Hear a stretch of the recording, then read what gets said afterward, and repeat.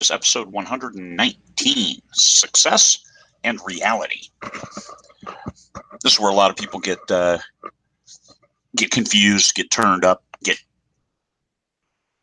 wrapped up, get bummed out, everything, get into an emotional twist over what is success versus what is reality. Being a financial success takes two things: writing a great book and getting it into the right reader's hands. Both are really hard. Both get better with practice. So that's the main point is you got to keep moving forward on writing great books, which means you need to get great feedback. Sometimes you may have to hire a developmental editor. Sometimes you may need to bring in outsiders, possibly other writers, super readers, those people who live for a genre. What are you getting wrong? If you've studied it and you're still not hitting, what are you doing wrong? So this is where half of your success has to come from improving your craft to the point that it is a great book. And then the other half is how do you get it into the right hands?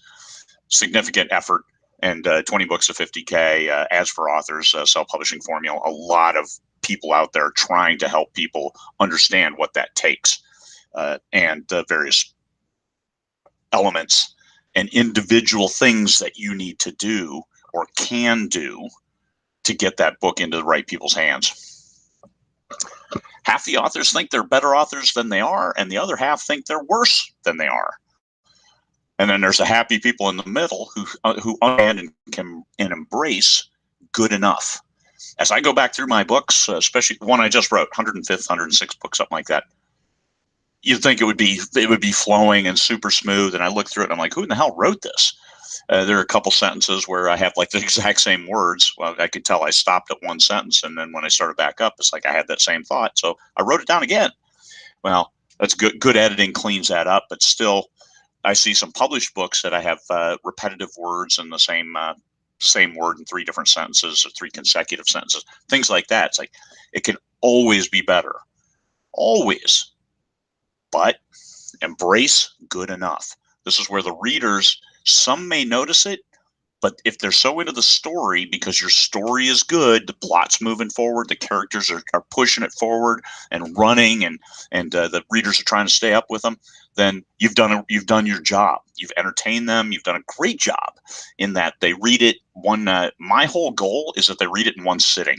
My most recent book was 98,500 words, which is kind of a push for most of your average readers to get done in one sitting. However, a lot of them stayed up later than they wanted to, noted it as in feedback that it was a great book, and they stayed up way too long reading it. So I'll temper the next one will only be like 70,000 words. I had a couple different plot issues, but that's okay. Here's where we are. It's the 11th book in a series. It's rocking the reviews. Its sales are through the roof, and the whole series is selling good again. Nothing sells the series like the latest book. All kinds of good stuff. Success. I temper it because this book, okay, it's going to do great this month, but it's not going to make $10,000 this month. Over the life of over a few months, it will, but not right now. And some people are looking at, geez, I need that $10,000, $20,000, $30,000 bump on this book to carry me through until I get the next book done. So different level of expectation regarding what success looks like. So happy authors hang out in the middle of good enough, keep the fans happy, and then keep the engine running. Your goals are yours alone. So if you have monetary goals, that's great. You have to do craft and artistic things to reach those monetary goals. That means you have to write a great book. And you also have your needs. So if you live in a ridiculously high cost area, well, then that's going to take a lot more work, a lot more investment, a lot more effort to get to the same level as somebody who lives in a really low cost area and then is able to pocket that extra money, whereas you're just trying to meet minimum costs. Different goals. Who are you writing for, and what are you writing for? If you're writing for your fans, if you're writing for a higher ideal, if you're writing to be better, if you're writing for an award, all of those require different approaches. And what are you writing for? What makes you happy about the writing? for me, I love telling a story. I love having a great story, a great conversation, like sit around a campfire with people and talk about a story. That works for me.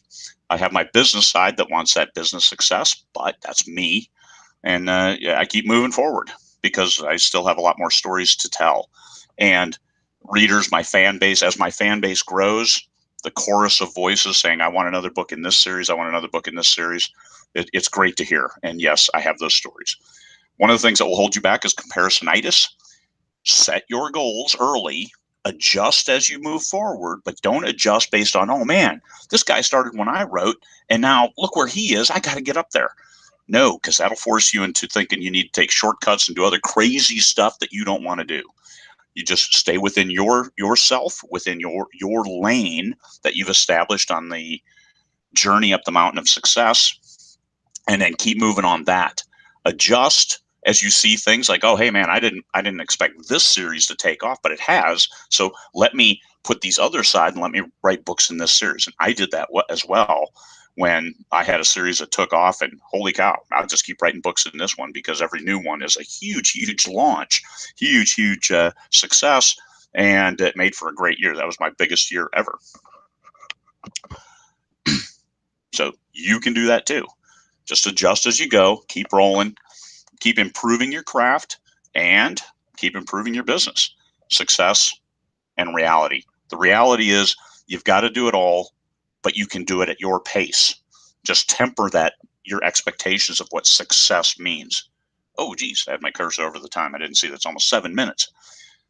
Temper your idea of success. If success is you have to make $1 million, well, then that's going to create a different level of engagement than if you just want to hit this book, then this series, and build slowly.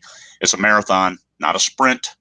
Those people who hit it big once haven't been able to hit it big since, and they're tapering off. You need to keep climbing. You need to keep building. Every new release builds on the last, even if it's a different series, a different genre, it doesn't matter. As long as you keep building your platform and moving forward, keep the fans happy. All right, this was an extra long one, but success and reality is a huge topic, and that's one you can spend forever talking about while you're sitting around a table at a dinner at, say, a 20 books a 50K conference with your peers and talking about success. Some people, every person, it's different, and understand yours and embrace yours and go and get them with the steps that make sense to you and your plan. All right, everybody.